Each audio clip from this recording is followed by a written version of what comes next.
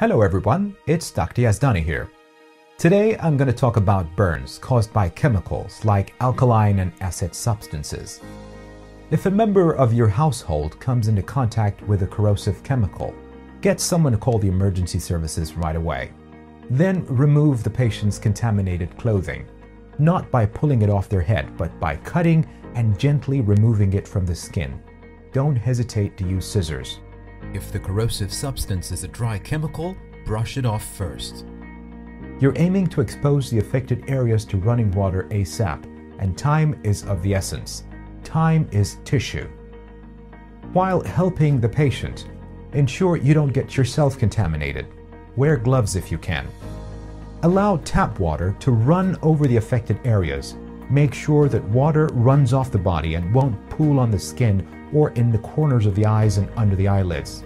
Do not wipe or rub any areas. I cannot emphasize the importance of running water when it comes to eye and facial injuries caused by chemicals. Running water works miracles in reducing tissue damage as long as it started immediately after exposure. Stay on the phone with the emergency services who will guide you through the process. If you get to the hospital, the first question you'll be asked is how long you rinse the body with running water.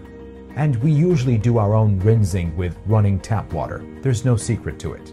We usually use pH strips to ensure there are no active acid or alkaline chemicals left, especially in the eyes. If the chemical burn is more serious, the patient may go on to require specialist dressings and outpatient follow-ups. That is, if they're lucky enough not to require acute admission. All types of burns are painful. Sometimes the patient can't cope with pain and has to stay longer in the hospital until they can manage at home. Patients with severe chemical burns may even end up requiring skin grafts.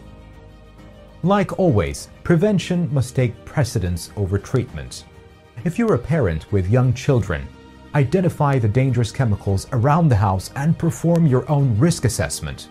You never know what your little ones may be up to.